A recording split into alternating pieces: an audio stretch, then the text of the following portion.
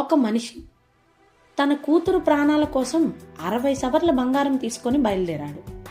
కానీ ఆ ప్రయాణం అతన్ని కోర్టు మెట్లెక్కించింది, చట్టం ముందు నిలబెట్టింది, న్యాయం కోసం అడుగడుగునా అవమానించింది.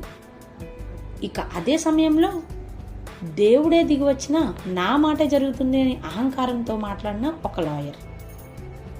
అయితే నిజంగానే ఒకరోజు దేవుడు దిగివస్తే మిరపకాయలు దంచి మొక్కితే రుద్రుడై దిగివచ్చిన ఆ స్వామి ఎవరు? కోర్టు కూడా ఇవ్వలేని న్యాయం ఒక దేవుడు ఎలా సాధించారు? ఈ సినిమాలోని mass elevations, goose bumps court scenes, emotions తో కలిసిన డివైన్ యాక్షన్ డ్రామా, ఇదే వీరభద్రుడు కథ. సో ఫ్రెండ్స్, లేట్ చేయకుండా మనం ఎక్స్ప్లెనేషన్ స్టార్ట్ చేసేద్దాం. ఓపెన్ చేస్తే ట్రైన్ సీన్ తో సినిమా మొదలవుతుంది.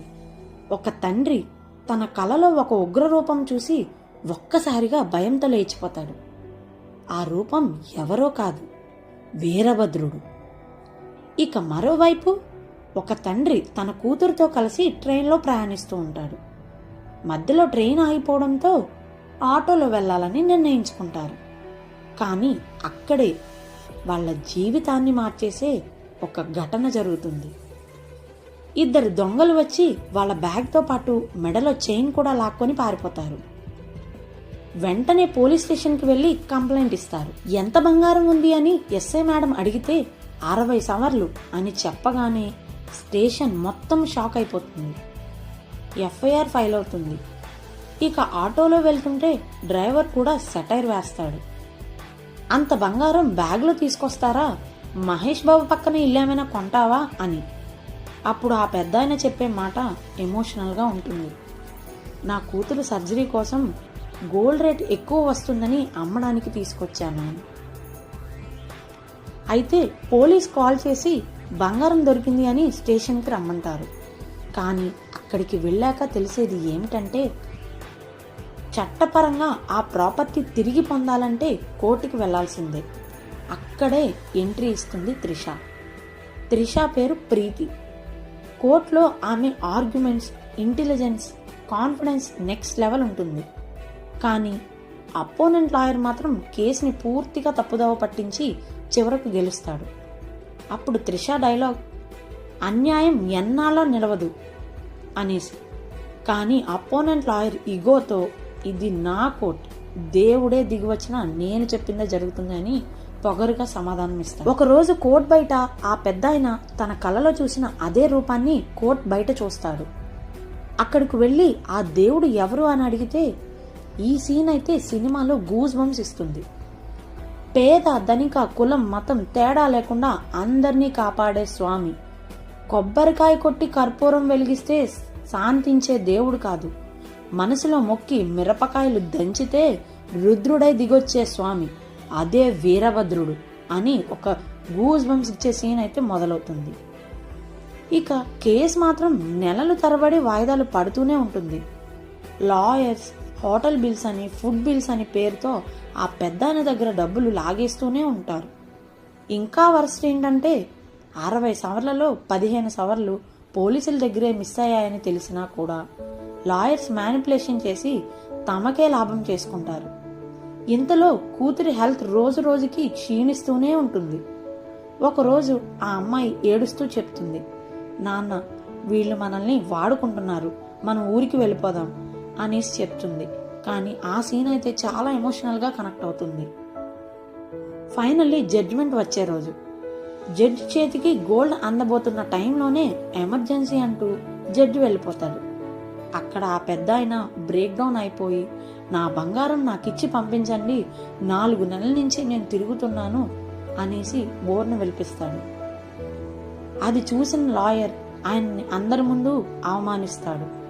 ఆ బాధతో ఆ తండ్రి వీరభద్రుడి దగ్గరకు వెళ్లి మిరపకాయలు దంచి వెక్కి వెక్కి ఏడుస్తూ ఆ స్వామిని మనస్ఫూర్తిగా మొక్కుతాడు.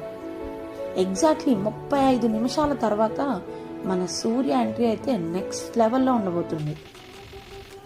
ఈ వీరభద్రుడు అవతార్లో శరీరం మొత్తం విభూది, మెడ నిండా ఆభరణాలు, చేతిలో త్రిశూలం, బ్యాక్గ్రౌండ్ స్కోర్తో ఎంట్రీ థియేటర్లో పీక్స్ ఉందన్నమాట.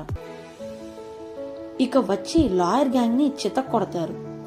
నీ పేరు ఏంటి అని అడిగితే భద్రుడు, వీరభద్రుడు. ఇక లాయర్ని తన తప్పులు అన్నీ చూపించి ఈరోజు నిన్ను శిక్షించే రోజు అని వీరభద్రుడు చెప్తాడు. లాయర్ భయంతో క్షమించమని అడుగుతాడు. కానీ చివర్లో ఒక ఛాలెంజ్ వేస్తాడు. దేవుడుగా కాదు, మనిషిగా ఈ కోర్టులోకి వచ్చి న్యాయం చేసి చూపించు అనేసి సవాల్ విసురుతాడు. అక్కడి నుంచి సూర్య నార్మల్ లాయర్ గెటప్లో ఎంట్రీ ఇస్తాడు.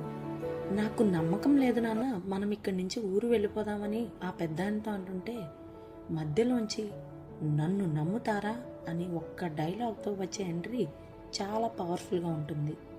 అయితే కేస్ హియరింగ్స్ మళ్ళీ మొదలవుతాయి. ప్రీతి కూడా సూర్యకి సపోర్ట్ చేస్తుంది. కోర్టులో సూర్య డైలాగ్స్ అయితే చాలా స్ట్రాంగ్గా ఉంటాయి. జడ్జి డ్రెస్ గురించి కామెంట్ చేస్తే ప్రాబ్లం నా డ్రెస్లో కాదు, మీరు చూసే చూపులో ఉంది అని కౌంటర్ వేస్తుంది. దాంతో జడ్జి 1 డే జైల్ పనిష్మెంట్ ఇస్తారు ఆ అమ్మాయికి.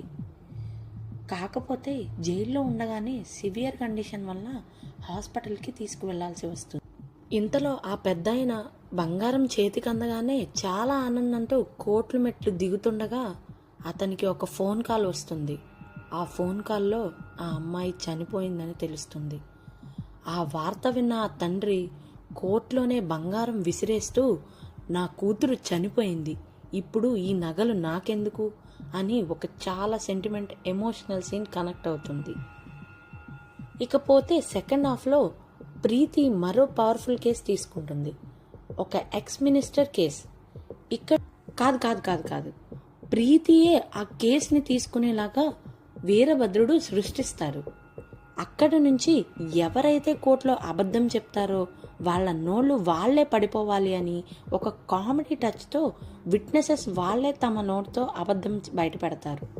ఇకపోతే విలన్ బేబీ కృష్ణ వీరభద్రుడి మీద రివెంజ్ మోడ్లోకి వెళ్తాడు. టెంపుల్ నాశనం చేయడానికి విశ్వ ప్రయత్నాలు చేస్తాడు. కానీ అక్కడ ఉన్నది ఎవరు? వీరభద్రుడు. దేవుడే దిగివచ్చే సీన్ విజువల్స్ కళ్ళకు కట్టినట్టు చూపిస్తారు.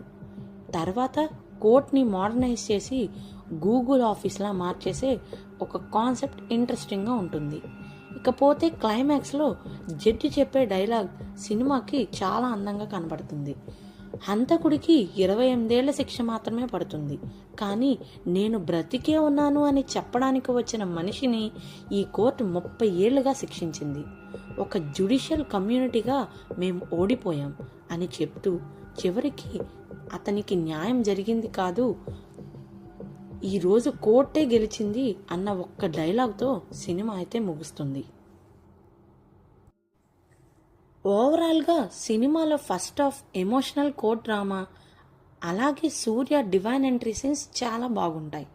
ఎస్పెషల్లీ వీరభద్రుడు ఎలివేషన్స్ అయితే థియేటర్స్లో గూస్ బంప్స్ ఇస్తాయి.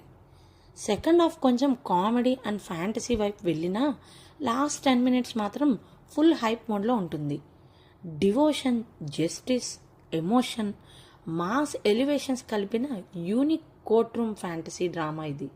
సో వీరభద్రుడు మూవీ మీకు ఎలా అనిపించిందో కింద కామెంట్ సెక్షన్లో కామెంట్ చేయండి. అలానే మరిన్ని ఇంట్రెస్టింగ్ వీడియోస్ కోసం మన ఛానల్ని సబ్స్క్రైబ్ చేసుకోండి.